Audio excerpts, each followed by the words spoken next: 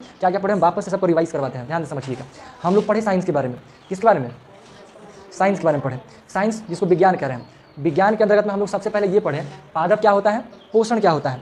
पोषण के बारे में हम लोग देखें कि 3 तरह के हमारे पास जो भोजन है वो 3 तरह का खाना होता है। एक क्या, energy giving food, body building food और प्रोटेक्टिव फूड, जो हमें एनर्जी देता हो, ऊर्जा देता हो, जो हमारे शरीर की मरम्मत करता हो या बॉडी को बनाता हो, शरीर को बनाने में मदद करता हो, और एक हमारे शरीर की जो रक्षा करता हो। ये 3 तरह का खाना देखें। फिर उसके बाद यही पोषण का इस्तेमाल हर जीव जंतु करते हैं, पौधे भी करते हैं। तो पौधों में जो पोषण होता है, यानी कि जो जीव जो हमारे पास पाया जाता है, वो 2 तरह का जीव देखे थे, एक स्वपोषी जीव और एक परपोषी जीव। तो स्वपोषी जो अपना भोजन स्वयं बनाते हो, जैसे पौधे, कुछ शैवाल, ठीक है, उसको हम लोग स्वपोषी कहते हैं। और परपोषी जो भोजन के लिए दूसरों पर निर्भर हो, उसे हम लोग परपोषी कहते हैं। परपोषी में 4-5 चीज़ आते हैं। पहला को क्या बोल रहे थे, शाकाहारी जो साग सब्जी खाता हो, मांसाहारी जो मांस खाता हो, सर्वाहारी जो साग और मांस दोनों खाता हो।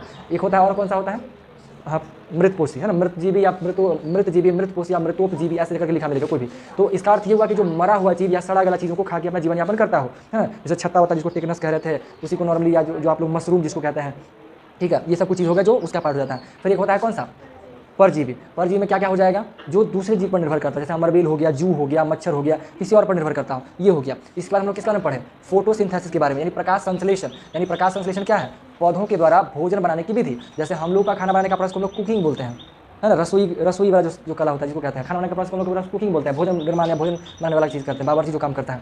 पेड़ पौधे में जो काम है ना, वो लोग खुद करता है, उसको लोग प्रकाश संश्लेषण कहते हैं। प्रकाश संश्लेषण करने के लिए 3-4 चीज़ चाहिए, सूर्य का प्रकाश चाहिए, जल चाहिए, जल में खनिज लवण ही मौजूद होता है, ठीक है। फिर CO2 चाहिए, ऑक्सीजन, CO2 चाहिए, CO2 चाहिए, हवा के रूप में मिल जाता है, ठीक है। और क्लोरोफिल पत्ती में ही पाया जाता है। तो ये सब चीज़ हमें चाहिए। इन सभी को लोग मिला करके जो भी है क्या करते हैं, CO2 H2 ये सब मिलता है, सन का लाइट मिलता है, और बनने से हमारे क्या मिलता है, ऊर्जा बन जाता है। C6H12 उसका फॉर्मूला होता है, C6H12O6 इसका फॉर्मूला हो जाता है, किसका, एनर्जी का, जो पौधा खाना बनाता है उसका। और उसके साथ में ऑक्सीजन भी बनता है। जैसे आप गन्ना का जूस निकलवाइएगा, गन्ना का जूस तो निकलवे करता है, साथ में उसका कचरा भी तो निकलता है।